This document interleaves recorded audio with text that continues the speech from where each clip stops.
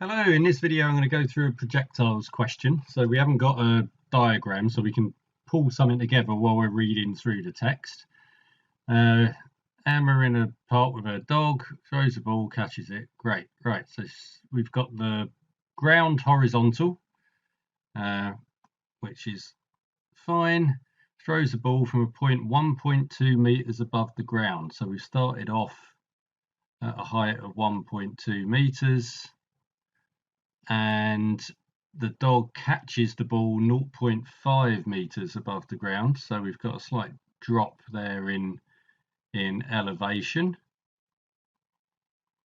Then what's it telling us? So we've done the 1.2, we've done the 0.5, throws the ball with initial velocity of 8 meters per second at an angle of 30 degrees above the horizontal.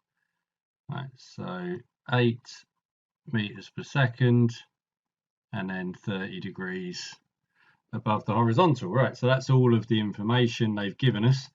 The four things we want to find out are the time of travel, so we need t, the horizontal distance, so our d, during the flight, the speed of the ball is a maximum when it's a height of h meters above the ground. Write down the value of h. All right, we can already do that. We know the speed is going to be a maximum at the lowest point just through conservation of energy, so we can already put in that that's going to be at 0.5 meters, and find the maximum speed of the ball during the flight. So we need to get the speed of it when the dog catches, which is going to be quite straightforward. Actually, I might start with that one because that looks like it's the easiest bit out of all of it. From conservation of energy, we're going to have that we start off with half mv squared, where v is the 8. So we've got a half, all the m's are going to cancel, so I'm going to leave that out. We've got half of 8 squared. If we add on the change in the height, which is mgh, so the m I've just cancelled, so we've got g times the difference in the height, so 1.2 minus 0.5, and that is going to be equal to a half of the maximum velocity squared. So we've got 64 plus 1.4 g is equal to v squared. So we just need to tap in the left hand side into the calculator and then do a square root, and that's going to give us a value for that, which is coming out at 8.816, so 8.82, or maybe 8.8. I'll go as far as 8.82 meters per second, and that seems sensible. It's a bit larger than what we started off with. So we've already done the last two bits, which is good. Find the time to travel. Right, time of flight on all of this. I mean, you can just plug this in as usual into Suvat stuff, but you know what I think of all of that. So t is 0 to t equals t. We've got s, we've got v, we've got a. Looking in the vertical direction, so our displacement has changed from 1.2 to 0.5. We start off with a vertical velocity of v sine theta, so that's going to be 4. We've always got this acceleration of minus g, so we know that we can set up this middle equation in so many different ways. We know that the final velocity is going to be the initial velocity plus the accumulation of the acceleration. So 4 minus gt we've got in there. And then we know that the average velocity multiplied by the time is the change in the displacement. So change in displacement 0.7, that's going to be equal to the average velocity multiplied by the time. So average velocity is going to be that multiplied by the time, and that's giving us our essentially s equals ut plus half at squared. Or that should be a minus 0.7 because it's dropped. So minus 1.4 equals 8 minus 8t minus gt squared.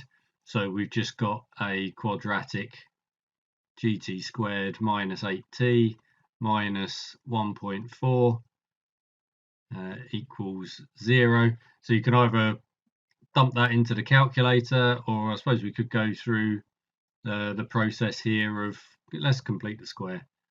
Yeah, so t squared minus 8 over g t minus, let's change that into a 7 over 5g equals 0.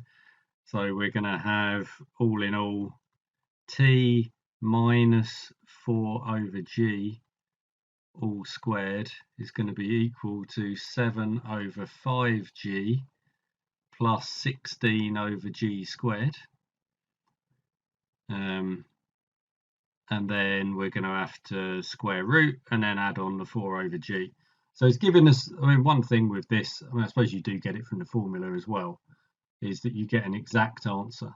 So we're going to get that t is 4 over g plus the square root of all this other thing, plus the square root of 7 over 5g plus 16 over g squared, which is just an alternative way of writing out the result of the quadratic formula. So if we type all of that in, then we're getting, I'm only taking the positive square root because we're going into the future, not into the past of where the ball would have been when it was at a height of 0.5 meters. So that comes out at 0.9644. So we'll say that that's 0.9 I don't know, 64. We'll stick to this 3 significant figures thing that I've used in the last part of the question. So that's done the first bit. So all we've got now is the bit in the middle, which is the horizontal distance travelled. All right, that's pretty straightforward because that's just going to be our 8 cos 30 degrees multiplied by time is equal to d. So all we're doing is typing all of that in and getting whatever we end up getting. So that's going to be 4 root 3 multiplied by t is equal to d. So some reason calculator's not turning on. 4 times the square root of 3 multiplied by 0.9644. So 6.68, give or take. 6.68 meters. So pretty straightforward question, as all projectile questions are really. You just got to make sure you don't do anything daft and don't lose track of any of the numbers.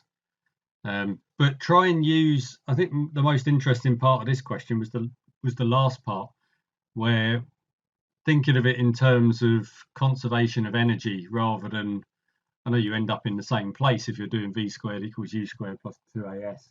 That is a conservation of energy equation, but just talking it through using the concept of conservation of energy is just so much more informative than jump into a slightly faceless Suvat equation. So yeah, not a bad question.